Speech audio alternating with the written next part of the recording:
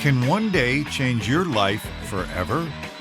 Exclusive, never-before-seen footage of the Beatles in Montreal. And these guys. They were on Ed Sullivan maybe a few days or a few weeks prior to that day, but they weren't the phenomenal Beatles that they turned out to be. The Beatles, the band that changed the world?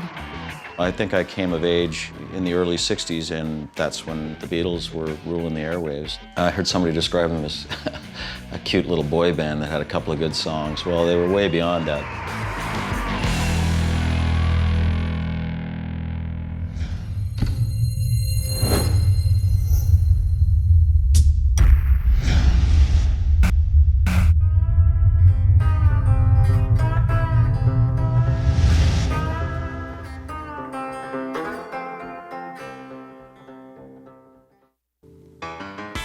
It's 1964, and the tsunami is about to hit. We were playing a variety of music. In those days, cha-chas were in, just prior to the Beatles. After that, everything was out. The gig that changed a life, filmed by a proud father. Never before seen footage of the Beatles and the beginning of a new era in music.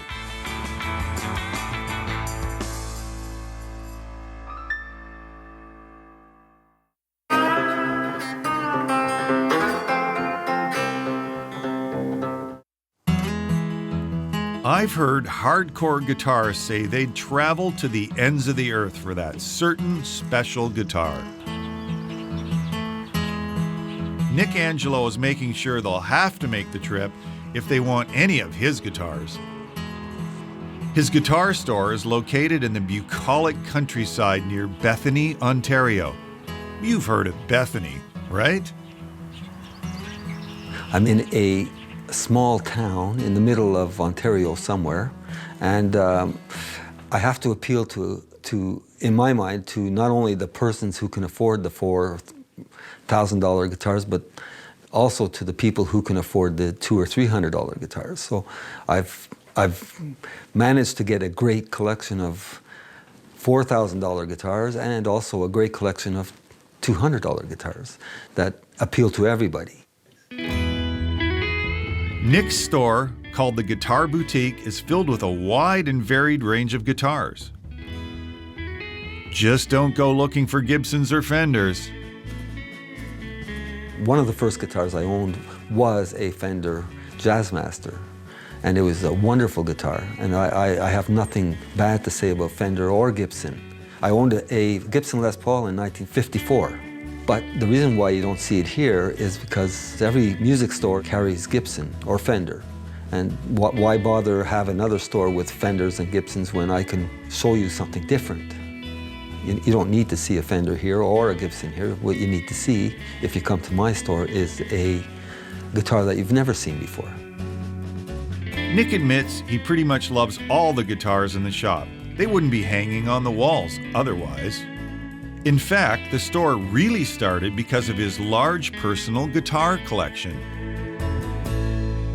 I started collecting guitars several years back, and I got to the point where I had 50 of my own guitars, and I needed a place to put them because they were scattered all over in my warehouse. They were just piled up there, and I wanted to see them. Obviously, I couldn't play 50 guitars at one time. So I asked my son, who's a contractor, to build this room. And he started with one wall, and we put my guitars up. And I said, hey, that looks kind of good. Maybe we should keep going and maybe open a guitar store.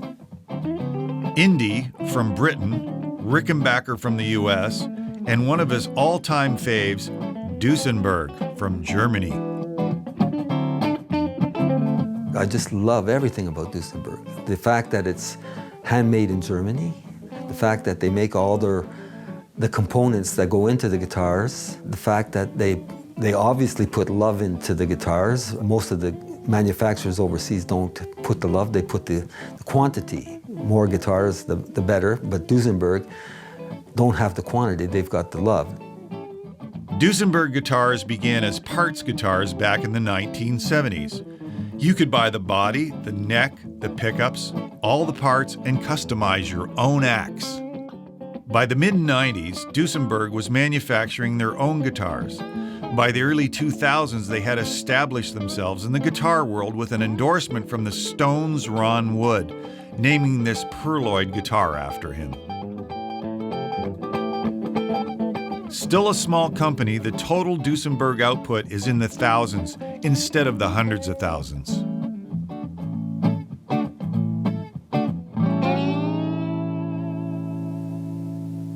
It's evident by looking at them that they're beautiful guitars. If you played one, it's amazing to play. And one of my favorites is the fact that they have a vintage look to them. Although they're brand new, they look retro.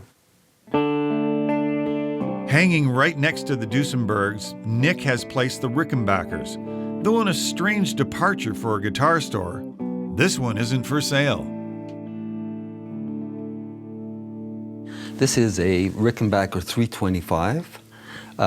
This is the same guitar that John Lennon played in Montreal when I opened for them. This is his signature guitar that is probably one of 50 or 60 that were built, and I own it. I'm not overly interested in selling it, although I'm displaying it. It's not really for sale. Yes, you heard it right. Nick Angelo's Four Frenchmen was the only Canadian group to open for the Beatles when they performed in Canada for the first time back in 1964, right at the beginning of Beatlemania. John Lennon, my bass player Al, Ringo, which to me was a shock when he stood in front of me because of my height, which is I'm not 6 feet tall, but he was even shorter than me, which was interesting. I mean, it was my guitar player Fred, Danny, my drummer. In the back here, I think we have George, who missed out on the opportunity to have his picture taken with me. The Four Frenchmen, Les Quatre Français, had become popular in Montreal playing covers of Four Seasons hits. We were playing a variety of music. In those days, cha-chas were in. Just prior to the Beatles. After that, everything was out. There was cha-chas and there was mambos and samba. In Montreal, they sort of have a Latin flavor there, and they like their sort of Latin type music. There was no shortage of work for our band. We were fortunate to meet a manager who picked us up and showed us the right ways to go, and he then booked us on as the opening act for the Beatles in 1964, which was one of the highlights of our career. It was September 8th. This is exclusive footage of the Beatles taken by Nick's dad. No one at the time knew it, but there had been a death threat made against Ringo. He actually tried to position his cymbals on stage to protect himself from harm. And a bomb threat had been phoned into the Forum before the second show. Nick's father was an usher in the Forum, so he got amazing access that day. The first and last time the Beatles played Montreal. They were on Ed Sullivan maybe a few weeks prior to that day, but they weren't the phenomenal Beatles that they turned out to be. They were obviously better than us. They had more acclaim than we did, but we didn't think that we were much less great than they were. It shows how wrong I was, thinking that we were almost as good as them. It's humbling to see how great they actually were.